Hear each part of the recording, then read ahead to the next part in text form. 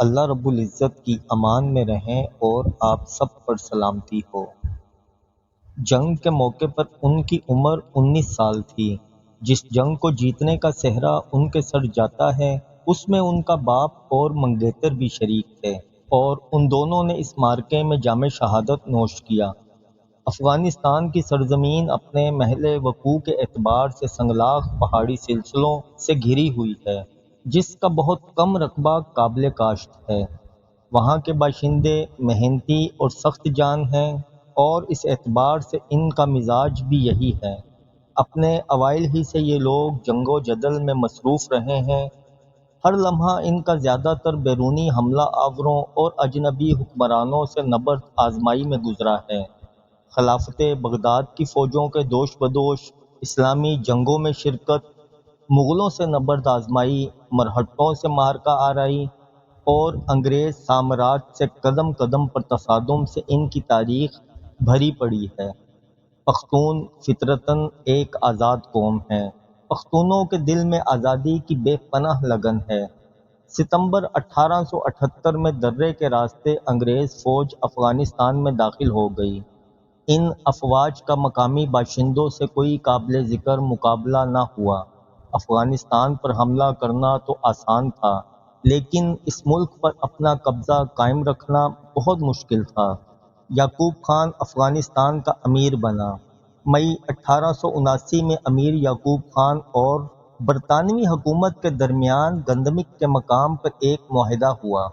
اس معاہدے کی روح سے امیر کابل میں ایک برطانوی سفیر رکھنے کے لیے راضی ہو گیا۔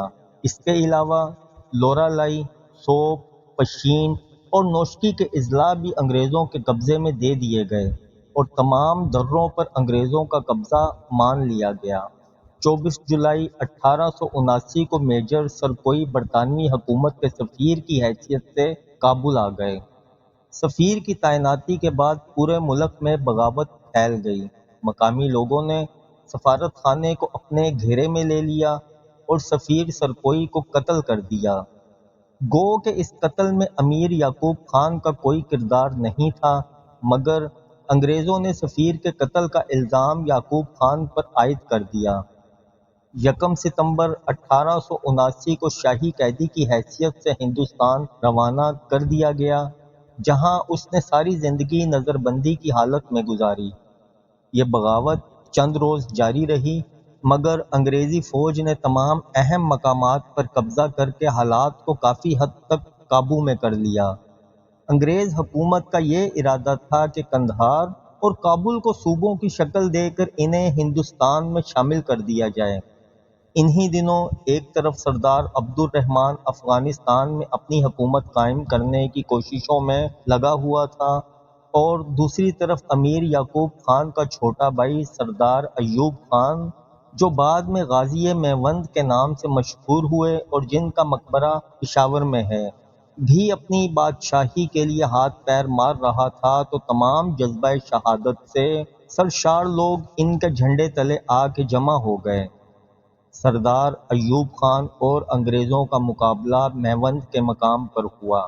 جنگ میں ایوب خان کامیاب ہوئے اور انگریز فوج کا بہت نقصان ہوا، مگر ایوب خان نے یہ جنگ کیوں اور کیسے جیتی؟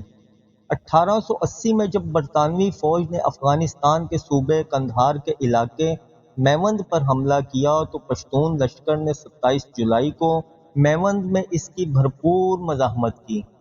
جنگ شروع ہوئی تو تمام پشتون مرد اس میں شریک ہو گئے۔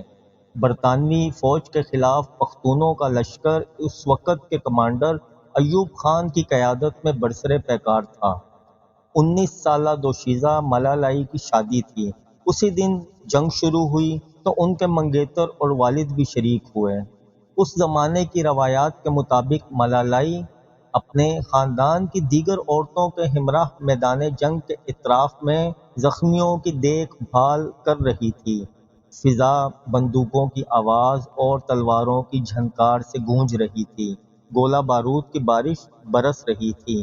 دوران جنگ ایک موقع ایسا بھی آیا کہ پختونوں کے حوصلے پست نظر آنے لگے اور عین ممکن تھا کہ وہ میدان جنگ چھوڑ کر بھاگ جاتے اور اپنی شکست تسلیم کر لیتے۔ کہ اچانک خوبصورت پختون دوشیزہ ملالائی جنگ کے میدان میں نمودار ہوئی۔ اس نے اپنے دوپٹے سے جھنڈا بنا کر لہرایا اور یہ تاریخی پشتو اشعار گائے۔ ترجمہ: ساتھیو، اگر تم آج میوند کے اس میدان میں شہید نہ ہوئے تو ساری زندگی لوگ تمہیں بے غیرتی کا طعنہ دیتے رہیں گے۔ ملالائی کی یہ آواز جب پختون مجاہدین کے کانوں تک پہنچی تو ان میں لڑنے کا ایک نیا جوش و جذبہ اور ولولہ پیدا ہو گیا اور وہ برطانوی فوج پر شیروں کی طرح ٹوٹ پڑے، جس کی وجہ سے برطانوی فوج شکست کھا کر میدان جنگ سے بھاگنے پر مجبور ہو گئی، اور ملالائی کا مذکورہ ٹپا اور اس کا نام اور کارنامہ پختون تاریخ میں جرأت کا باب اور جنگ کے خلاف مزاحمت کی ایک نئی آواز بن گیا۔ پختون جنگ میوند میں فاتحہ ٹھہرے۔ میدان جنگ سے برطانوی فوج کے اس وقت کے جرنیل کا کہنا تھا کہ ہم نے ملالائی کی وجہ سے شکست کھائی۔ اگر وہ میدان جنگ میں اپنا دوپٹہ نہ لہراتی اور ٹپا نہ گاتی تو ہم یہ جنگ جیتنے ہی والے تھے۔